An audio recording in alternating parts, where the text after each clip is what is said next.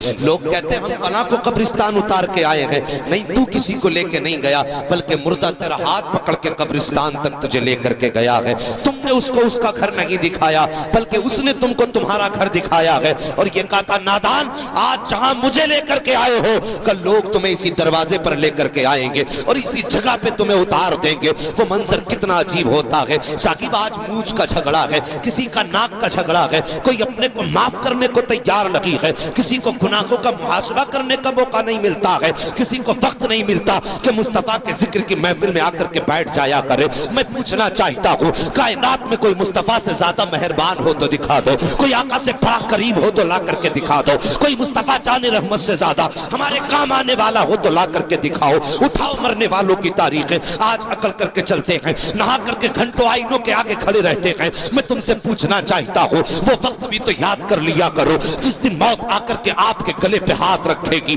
और एक लम्हा आपको मौका नहीं देगी। जब रूह निकल जाएगी तो वो बदन जो अकड़ा करता था, जो कहता था मेरे मुकाबले का कोई नहीं है, आज बेसुध बिस्तर पे पड़ा है, को मक्खियां भी दूसरे उड़ा रहे हैं, चादर भी कोई और डाल रहा है। जब गुस्ल की बारी आती है तो साकिब जब जिंदा थे तो अपने हाथ से कई कई घंटे तक पानी के अंदर रह करके साबुन से बदन रगड़ा करते थे, लेकिन आज मौत ने इतना लाचार कर दिया है कि अपने बदन पे साबुन लगाना तो बड़ी बात है, अपने हाथ से पानी तक नहीं डाल सकते हो, आज अपना पर्दा भी खुद नहीं कर सकते हो। मैं तुमसे पूछना चाहता हूँ साहिब, ये अकल किस लिए है? ये जिंदगी के अंदर घमंड कब तक का है? एक दिन मौत ऐसा धक्का देगी कि सारे घमंड और अकल निकल करके रह जाएंगे। अल्लाह अकबर, तारीख उठा करके देखो मरने वालों की, जब मौत आया करती है तो इंसान फिर लाचार हो जाता है, न कुछ करने का न धरने का। फिर पानी डालने वाला और है, बदन मसलने वाला और है, चार खड़े होके कहते इधर से पानी डालो, कोई कहता ये हिस्सा सूखा रह गया है,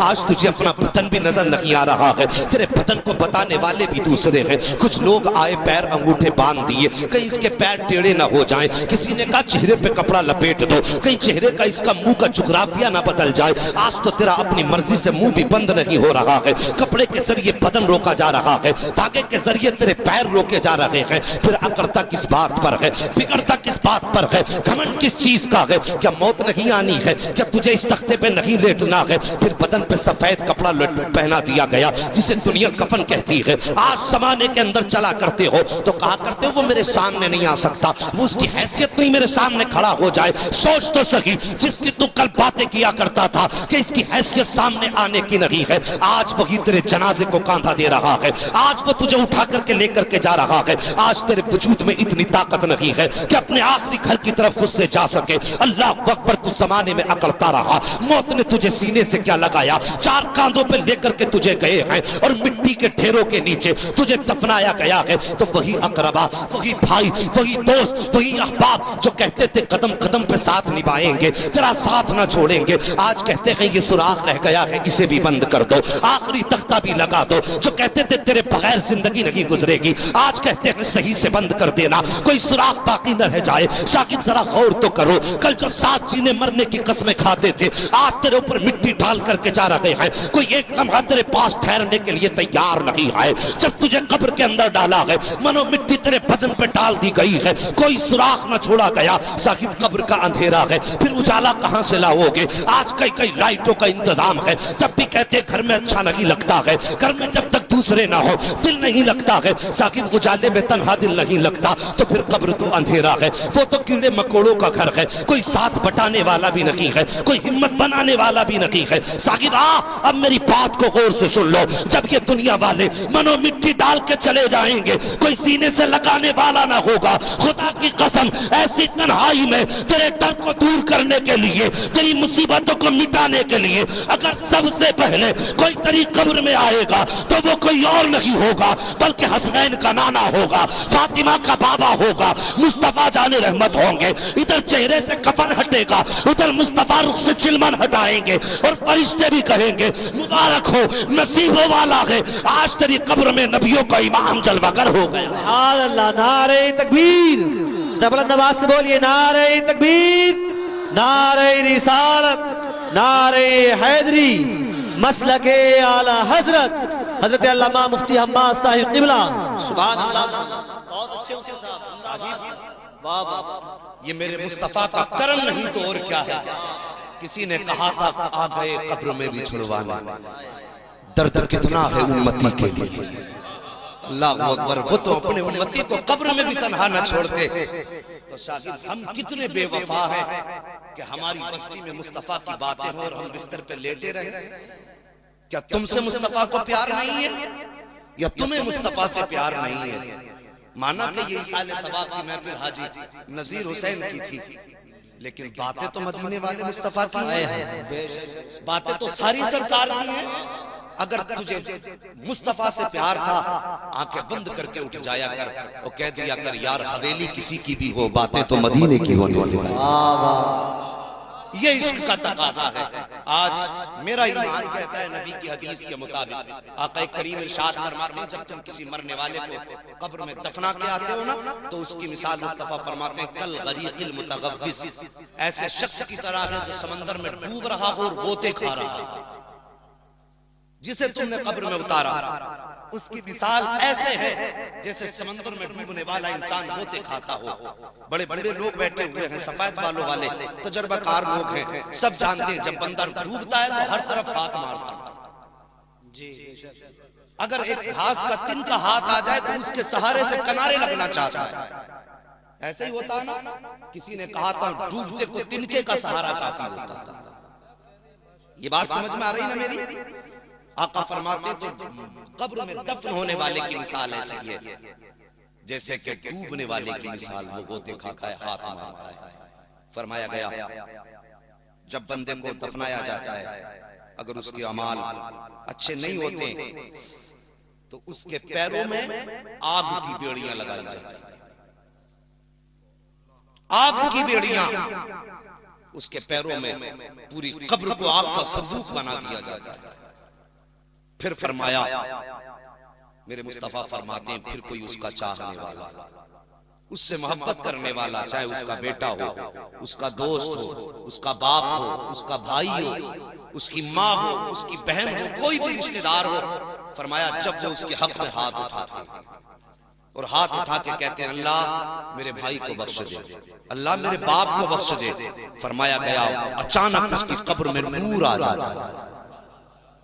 नूर आता है उसकी कब्र में और रोशनी ही रोशनी। फिर वो कहता है फरिश्तों बताओ तो सही, जब मुझे दफनाया गया तो अंधेरा था, जब मैं पापी था मेरे सर पे तो गुनाहों की गठरी थी, मेरे अमल का मामला था, ये कब्र को आग का संदूक बनाया गया। अचानक ये ठंडी हवाएं किधर से आ रही हैं और मेरे पैर की बड़ी बेड़ियां क्यों खुल गई, ये नूर के झोंके कब्र में किधर से आ रहे हैं? तो फरिश्ते कहते हैं मुबारक हो, आज तेरे बेटे ने मुस्तफा के जिक्र की महफिल आबाद कर रखी है। किस्मत वाले होते हैं वो बाप जिनको औलाद ऐसी मिलती है कि मरने के बाद उनके इशाले सवाब की महफिलें मुकर्रर करें। हाँ, वरना हमने तो देखा लोग सिर्फ लकीर पीटा करते हैं। 40 में भगोने बन जाएंगे 40-40। वो इसलिए कि कल रिश्तेदार आ रहे हैं, दोस्त आ रहे हैं, आप आ रहे उन्हें खिलाना भाई, दिखाना, पता चलना चाहिए हाजी जी के बेटे ने इंतजाम करा। दुनिया कहेगी हाजी जी के बेटे ने सिर्फ 40वें के दिन का खाना नहीं किया बल्कि रात को मुस्तफा के नाम के तराने की भी महफिल आबाद की।